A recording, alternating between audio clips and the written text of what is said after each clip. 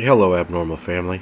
Here is the second part of the LBL that I said that I was going to do, and I hope you enjoy this, and I look forward to your comments. Stories of supernatural encounters in densely forested areas are not uncommon, and a national park located just beyond the Tennessee border is no exception. Nestled deep in the land between the Lakes National Park, LBL lies a creature terrifying enough to strike the fear into lifelong law enforcement officers, campers, and seasoned hikers alike. A tall, hairy, wolf-like creature that walked on two legs and could be smelled from a great distance away, with glowing red eyes. Dating back to the early 1700s, there were tales of Native American curses on white settlers who stole land from the local tribes, as well as hauntings and mysterious floating orbs in several of the more than 220 family cemeteries in the area.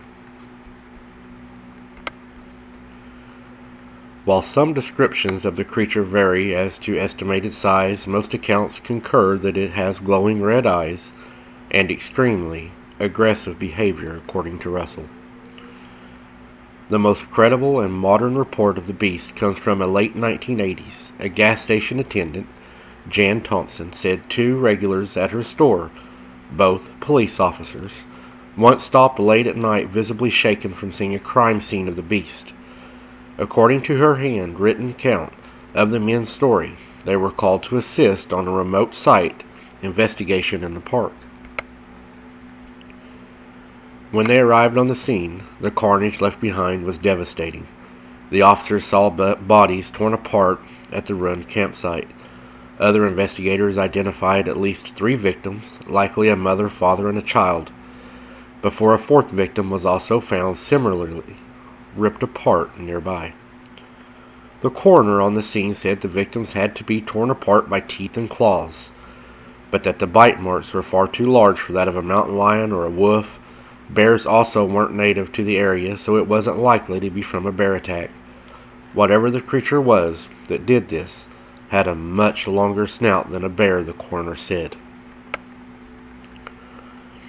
No matter, however, all the investigators swore to each other never to mention what happened that night to anyone, especially any media outlets or legend says. The identities of the victims of the supposed beast remain unknown to this day. There is also one report of a supposed survivor of the beast. A man known as Roger claimed to have encountered the creature in 1982. Roger claims he was about to start some target practice shooting with his shotgun in the park when he heard a family he was traveling with shouting. Upon exiting the motorhome they traveled, he saw the son, Stephen, killed by a large black hairy creature. The father, Levi, reportedly grabbed Roger's shotgun and fired at the animal, hitting its shoulder and forcing it to drop Stephen into the ground. But the shot wasn't enough to kill the creature, and it lunged for Levi in anger, mauling him before throwing him to the ground and turning for Roger, who was behind the door of the motorhome. Roger then grabbed his shotgun and fired at the creature, hitting it again in the shoulder area, but close to the neck. According to Roger, the creature then let out a blood-curdling growl and went for the mother and daughter of the family next. Diane and Connie, they were both hidden inside the camper.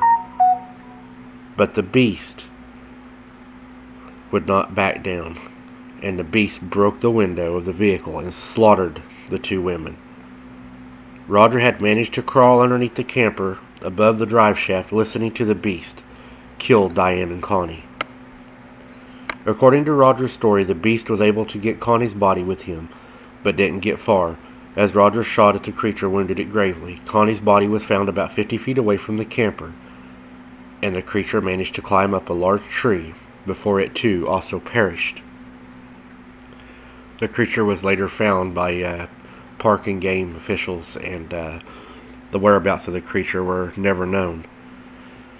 LBL reminds me a lot of where I'm at down here, and maybe why I have so many encounters with our family and other families. LBL has a lot of water. We have a lot of water. LBL has a lot of dense wooded areas that are not populated. We have a lot of that. We have a lot of graves that were down there that were flooded, some of them that weren't even removed.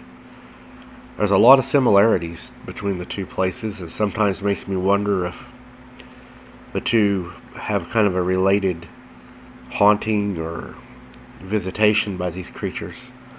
I see a lot of similarities, and I would like to compare more of the two between where I'm at and where this all happened, and kind of see what the similarities are. And I think that there may be something to graves and the water and the land and the swamps.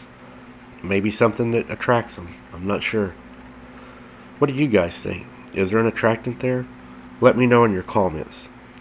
I appreciate y'all watching. Until next time, guys, keep your head on a swivel and don't be something's dinner.